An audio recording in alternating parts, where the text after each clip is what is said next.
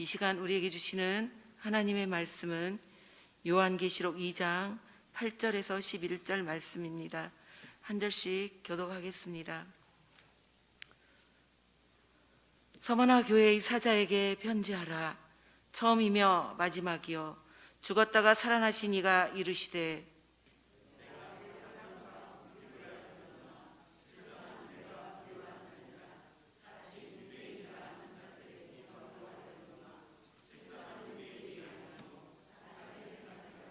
너는 장차 받을 고난을 두려워하지 말라. 볼지어다 마귀가 장차 너희 가운데에서 몇 사람을 옥에 던져 시험을 받게 하리니 너희가 10일 동안 환난을 받으리라. 내가 죽도록 충성하라. 그리하면 내가 생명의 관을 내게 주리라. 귀 있는 자는 성령이 교회들에게 하시는 말씀을 들을지어다. 이기는 자는 둘째 사망의 해를 받지 아니하리라. 아멘. 오늘 제목을 죽었다가 살아나신 이가 이르시되, 오늘 처음이요 마지막이며 죽었다가 살아나신 이가 말씀을 하십니다. 얼마 전에 빙산의 일각을 한번 PPT로 보셨죠? 목사님께서 보여주셨는데, 제가 이 설교 본문을 준비하면서 그 생각이 났습니다. 정신분석학자이고 심리학자인 프로이드가 무의식과 의식 세계를 말하면서 빙산의 일각이라고 표현을 하거든요. 우리가 의식하면서 살아가는 세계는 빙산의 일각, 아주 적은 세계이고, 우리 안에 잠재되어 있는 생각들은 큰 빙산, 물에 잠겨 있는 빙산과 같다.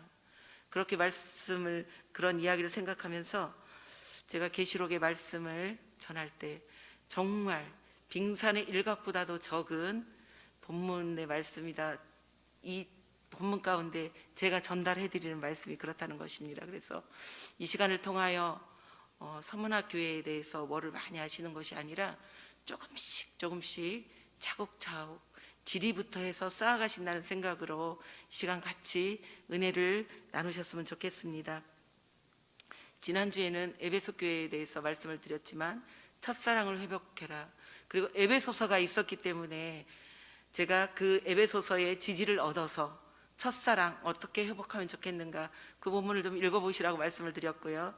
오늘은 친창만 있는 서문학 교회에 대해서 말씀을 나누기를 원합니다. 제가 오래전에 갔다 왔지만 오늘 본문에 칭찬이 있었습니다. 환난과 궁핍, 그렇지만 내가 믿음이 부유한 자라, 이렇게 칭찬을 해주셨습니다. 우리가 부유하면 먼저 우리가 딱 떠오르는 생각이 재산, 지식, 명예, 권력, 이런 것들을 먼저 생각하실 수가 있습니다. 그렇지만 여기에서 처음이며 마지막이시고 죽었다가 살아나신 이의 부유하다라는 생각하시는, 우리에게 말씀하시는 그것은 전혀 세상과는 다른 부유함을 알게 해주십니다. 환난과 궁핍 가운데 너가 부유함을 안다. 오늘 주님은 처음이며 마지막이시고 죽었다가 살아나신 이는 우리의 행위 하나하나를 아신다는 거예요. 그래서 이 알고 계신 주님 앞에 저도 때로는 부끄러울 때가 많이 있습니다. 때로는 힘을 얻을 때도 많이 있습니다. 아, 주님이 알고 계시지. 아니, 주님 부끄럽습니다. 요것밖에 되지 못해서 부끄럽습니다. 이런 두 가지 마음으로 늘 저는 생활 가운데 싸우고 있습니다. 그래서 여러분 모든 성도님들에게도 우리 주님이 아신다는 사실, 지금까지 수고와 헌신도 아시고 힘듦도 아시고 환난과 또 궁핍도 아시고 우리가 믿음 안에서 부유한 것을 우리 주님은 너무 잘 알고 계시는데요, 먼저 칭찬했던 환난과 궁핍 가운데 네 믿음이 부유하다라고 칭찬을 해주신 것에 대해서 은혜를 나누고 싶은데요, 게레메 동굴이라고 터키에 가면 이런 바위도 아니고 흙으로 된 그런 기둥들이 너무나 많이 있습니다. 그러면 이때 당시는 믿음을 지키기 위해서 이러한 바위나 동굴에 다 숨어 살게 되거든요. 그래서 대린구유 같은 경우는 터키에 있는 데린구유 같은 경우는 둘레가 30km 정도 된다고 합니다. 그 동굴 자체만. 물론 이거는 지하 묘지였었는데 여기에 기독교인들이 신앙을 지키기 위해서 피해서 들어가서 살아내는 그런 동굴입니다. 그래서 둘레가 30km면 제가 정읍에서 전주 갈 때는 40km로 알고 있거든요. 제가 부안에서 전주 가는 거리는 잘 모르겠어요. 그 둘레가 30km. 그럼 얼마나 어마어마한 동굴 안에서 생활을 하고 있는지. 그렇게 믿음을 지키기 위해서 물론 큰 동굴도 있지만 작은 그 게레메 동굴 같은 경우는 버섯 동굴 아래에서 잘 올라오지 못하도록 창문같이 동굴을 만들었어요. 그래서 그 속에 들어가서 또 그들을 잡으러 오면 피하고 이런 생활. 그러니 경제적으로는 어떻겠습니까? 피해서 신앙을 지키기 위해서 피해서 살아서 가야 되는 그러한 경제 상황을 알 수가 없고요. 이 당시 서머나 교회의 도시는 20에서 30만 정도 사는 그런 도시인데 황제 숭배가 가장 정말 잘 이루어졌던 곳이기 때문에 황제를 숭배하는 사람들은 얼마나 경제적으로 부하게 살았을까요? 하지만 신앙을 지키기 위해서 피해 다니는 지키기 위해 그 성도들은 얼마나 경제적인 활동을 하지 못하니 얼마나 궁핍한지 알 수 있겠잖아요. 그래서 그런 상황 가운데 또한 환란은 313년에 공식적으로 기독교가 공인이 됐습니다. 그 안에는 10대 황제들이 핍박을 했어요. 로마에. 제가 그 로마까지 선교 여행을 가면서 갔다 왔는데 거기 카타콤베라고 그래가지고 거기에도 지하 묘지 안에서 생활했던, 그런데 그쪽에서도 이렇게 묘지들이 그곳에서 살다가 죽으면 그 같은 지역에 이렇게 시체들을 다 보관하고 했던, 그래서 먹고 살고 죽고 이런 일들을 신앙을 지키기 위해서 했던 그런 것들을 아마 터키에서부터 로마까지 그런 선교 여행 있을 때 한번 보시고요. 그 서머나 교회는 너무나도 잘 아시죠? 사도 요한의 제자 속사도라고 하는데요. 폴리갑이 신앙을 지키기 위해서 155년 정도 약 그때 죽었기 때문에 AD 한 40 이때부터 313년까지 얼마나 많은 핍박과 환난과 고난 속에 살았음을 알 수가 있습니다. 그러니까 몇백 년을 기독교 신앙을 지키기 위해 살았던 것을 알 수가 있습니다. 그래서 이러한 고난 가운데에서 그 폴리캅은 화형을 당했잖아요. 화형을 당하면서 그에게 한 번만 예수 믿지 않는다고 고백을 하라고 했는데 그가 고백한 유명한 이야기가 있죠. 예수님은 한 번도 86년 동안 나를 저버리지 않았는데 내가 어떻게 저버리겠냐 그러면서 화형에 불타주고, 그래서 이런 전설이 있습니다. 불에 타 죽지 않아서 칼로 이렇게 찔러서 죽었다는 그런 이야기가 있는데요. 결국 화형으로 폴리캅이 죽었던 이 서머나 초대 감독이 있었던 교회입니다. 그래서 아름답기로 유명하고요, 향이 나는 그러한 도시가 바로 서머나 교회입니다. 그런 교회 가운데 이렇게 핍박과 환난 가운데 있었음을 알 수 있습니다. 그 초대 감독인 폴리캅이 화형에 처할 정도로 죽었다면 그 당시 신앙을 지키기 위해서 수많은 사람들이 때로는 사자밥으로, 때로는 이렇게 화형을 당하기도 하고 여러 가지 죽음 가운데 있었지만 믿음을 지켰다. 그래서 예수님께서 부유하다라고 말하는 것은 우리가 세상 가치 기준으로 보는 부유함이 아니라 믿음을 처음이요 마지막이며 살았다가 죽으신 이 예수 그리스도를 지키는 믿음이 죽음을 초월할 수 있는 그러한 신앙을 갖고 있었기 때문에 부유한 자라라고 설명을 예수님은 말씀을 하셨음을 알 수 있습니다. 그러한 이로 가운데 환난을 다시 한번 말씀해 보겠습니다.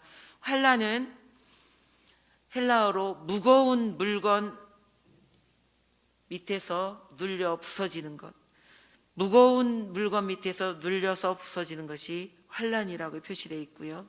궁핍은 신앙을 지키면서 외부적 핍박으로 생긴 물질적 빈곤, 그러니까 신앙을 지키면서 죽음을 면하면서 또 때로는 쫓겨다니면서 피하면서 경제 활동을 할 수 없는 상황에서 얼마나 환난과 궁핍이 심하였음을 우리는 알 수가 있습니다. 그렇습니다. 하지만 주님께서는 이미 십자가의 죽으심으로 우리에게 생명을 주셨죠. 그래서 히브리서 4장 15절을 한번 함께 읽어보도록 하겠습니다.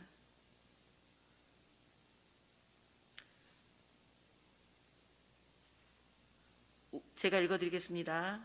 우리에게 있는 대제사장은 우리의 연약함을 동정하지 못하실 이가 아니요 모든 일에 우리와 똑같이 시험을 받으신 이로되 죄는 없으시니라.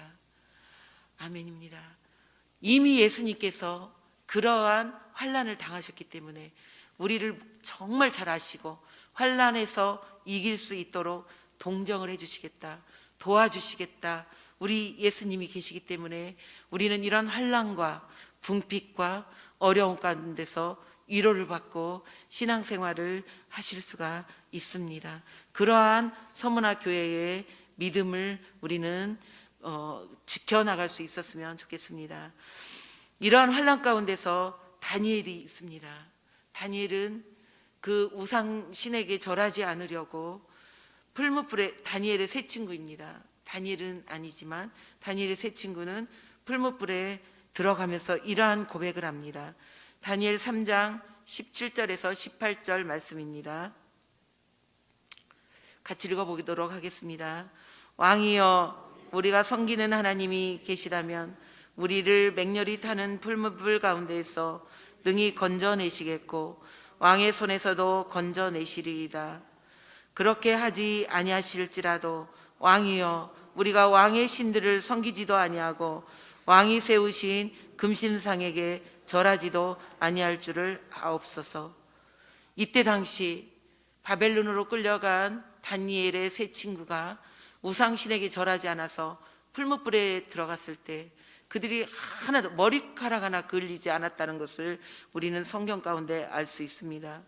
그리 아니하실지라도, 죽음이 임한다 할지라도 주님을 부인하지 않고 신앙을 지켜나가겠다는 그런 고백 가운데 우리 주님이 우리를 지켜주시는 그 신실하신 믿음을 우리는 지켜나가야 될 것입니다. 그렇습니다. 만약에 우리가 지금 북한에서 태어났다고 생각을 해보십시오.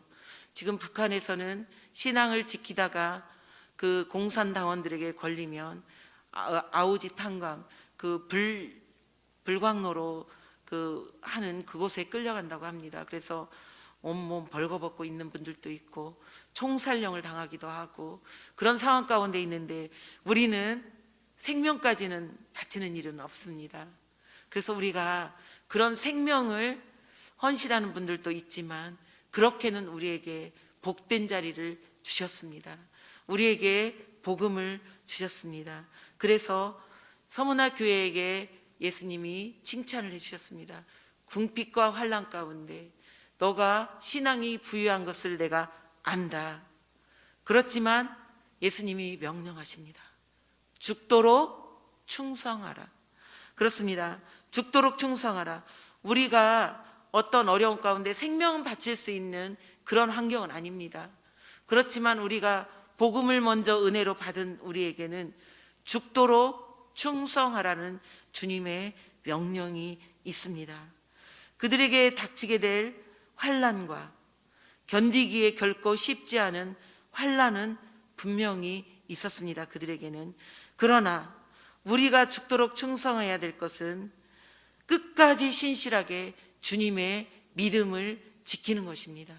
그럼 우리가 죽도록 충성해서 지켜야 될 믿음이 뭐가 있을까요? 여기에서는 신실한 믿음입니다. 주님께서는 끝까지 우리에게 생명까지 주시고 다시 오시겠다고 약속해 주신 그 신실한 믿음을 우리에게 주신 것처럼 우리도 신실한 믿음을 지켜야 나가야 되는데, 제가 고린도전서 4장 1절에서 2절 말씀을 같이 읽겠습니다. 사람이 마땅히 우리를 그리스도의 일꾼이요 하나님의 비밀을 맡은 자로 여길지어다. 그리고 맡은 자들에게 구할 것은 충성이니라. 아멘. 그렇습니다. 우리에게 각자에게 맡겨진 임무들이 있습니다. 맡겨진 일들이 있습니다. 우리에게 충성을 요구하십니다. 이 충성은 신실한 이러한 뜻도 있고요. 또한 찾다, 구하다. 그런데 수동태로 되어 있어서 우리 자신과 판단이 문제가 아니라 하나님께서 충성이 요구되는 그러한 사명입니다. 우리 스스로가 하고 안 하고 이게 아니라 복음을 받은 자, 하나님의 은혜를 받은 자는 끝까지 충성되어져야 됨을 수동태로 명령하고 있습니다. 그래서 우리의 의지가 아닌 하나님의 은혜를 받은 우리는 끝까지 충성을 다해야 되는 것을 우리에게 말씀하고 계십니다. 그래서 믿을 만한 신실한 우리 예수님께서 우리에게도 신실함을 요구하십니다. 우리에게 생명의 부활을 은혜로 주신 우리 주님께서 우리도 생명까지 바쳐서 충성하고 헌신하는 것을 요구하시는 우리 주님이십니다. 그럴 때 말씀하십니다. 둘째, 사망의 해를 받지 않고 생명의 면류관을 얻으리라. 이렇게 말씀하고 계십니다. 아멘입니다. 우리가 해도 되고 안 해도 되고 그런 것이 아니라 우리에게 은혜로 주신, 우리가 만약에 북한 땅에 있었다면 우리는 목숨으로 헌신을 해야 됩니다. 근데 얼마나 감사합니까? 이 부유한 남한 땅에 경제적으로 신앙의 종교가 있고 이런 곳에 우리를 하나님께서 심어주셨고 은혜로 우리들을 먼저 불러주셨고 은혜로 우리에게 아름다운 사명들을 맡겨주셨습니다. 저는 특별히 그 어르신들을 많이 이렇게 돌보는 기관에 제가 많이 가게 됩니다. 전 교회에 있을 때도 많이 어르신들을 섬기게 되고 노인파트 사역을 많이 하게 됐는데요. 얼마나 끝까지 지키는 신앙이 중요한지 모르겠습니다. 우리가 젊었을 때는 같이 이렇게 어울려서 일도 하고 그러지만 어느 순간에 홀로 서기 할 때가 있습니다. 이때 굳건한 끝까지 주님을 붙들고 가는 신실한 신앙이 없다면 너무나 외롭습니다. 저는 그걸 너무 잘 알고 보게 됩니다.